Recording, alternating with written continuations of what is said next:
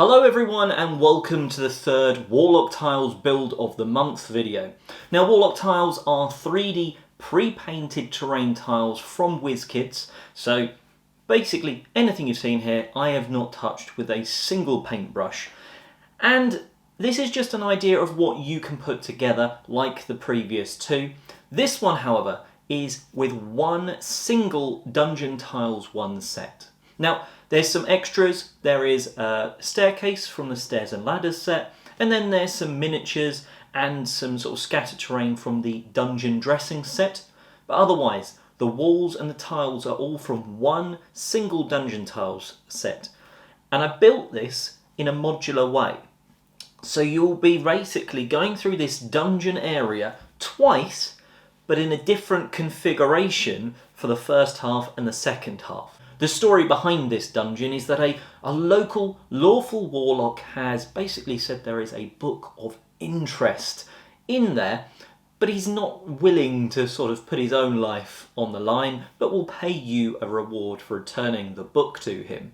So you're going to go through and hopefully find it along the way. The player characters are going to enter this dungeon via the staircase, so they could have come across a cave entrance that they've gone down into, or perhaps this is a cellar or such. This is a way for you to add it into your adventure. This first section of the dungeon is basically a glorified corridor. It gets them down into the dungeon and it allows them to come into the main first section.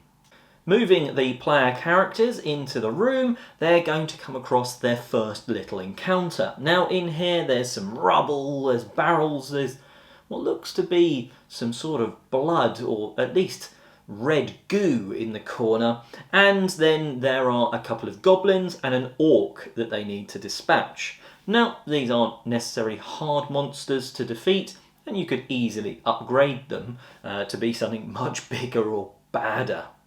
Now, once they've dispatched those, they can come into this side room where there is a nice little treasure chest. Now, this room isn't where the players will find the book, but they might still find some evidence or something to make them carry on.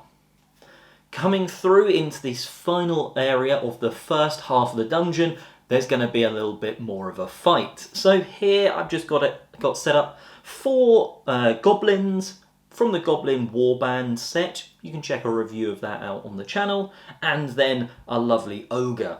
Again, it looks like maybe they were just sort of crashing this area with a table and chairs in the corner. That's not necessarily goblin-like, so maybe there were people here before the monsters arrived. Now, this is the first half setup, and it's made out of a load of different pieces. Now, what I'm going to do is I'm going to rearrange those with, you being able to see how they're rearranged, and hopefully completely change the look of this dungeon.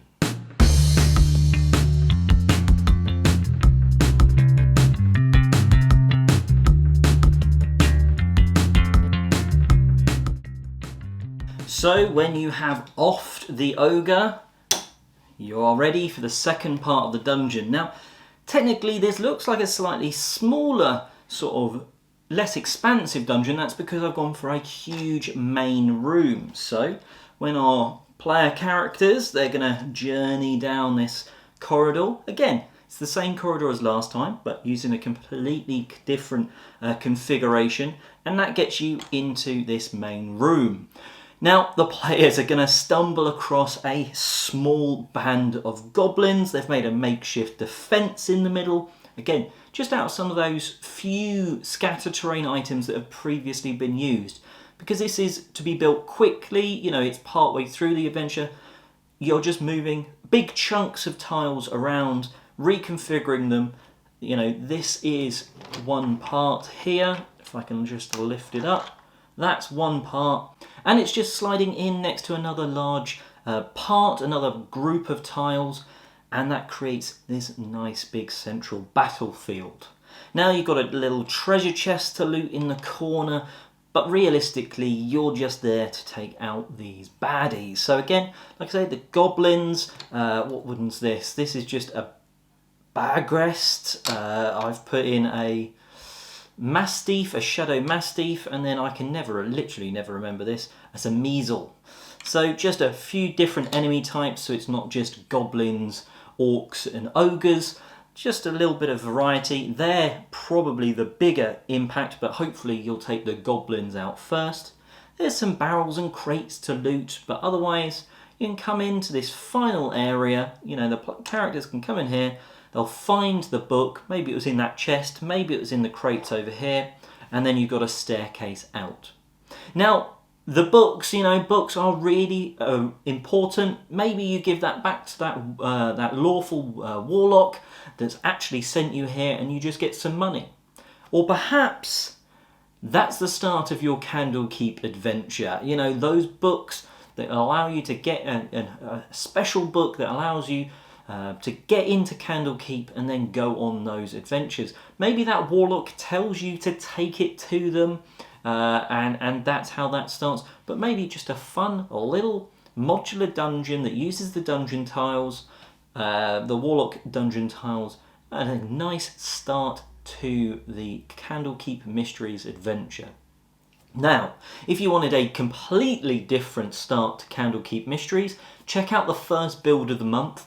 That was with a tavern and some other stuff that you can find out. The second build of the month had some great unique tips that I found, and I just wanted this one to be how much can you make with one set. Now there's loads of wall bits left over, or not loads, but some wall bits left over, no tiles left in the box. The configurations that I made, which hopefully I'll have shown a sort of a snapshot of what they all look like, they use all of the tiles. So you're literally in part 1 and part 2 using all of the tiles twice to create this rather large dungeon. Like I said, you could easily get 2 sets and make this full dungeon in one go. But that's not cheap. So this is a way of getting one set and maximising what you can make out of one set. Now, the town and village sets and the dungeon tiles 2 sets, etc., they all have slightly different numbers of tiles, so you might need to tweak how long a corridor is, or just maybe reduce a room, maybe this 3x2 tile room becomes a 2x2 tile room, and stuff like that. But you could easily use this as a basis for making many things.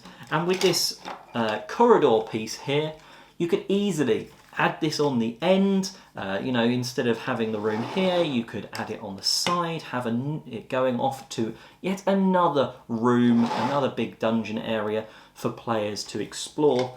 But I'll leave that up to you. Let me know if this has helped. Is this interesting? Would you prefer them more story-based with tiles, or just uses for the tiles like this one?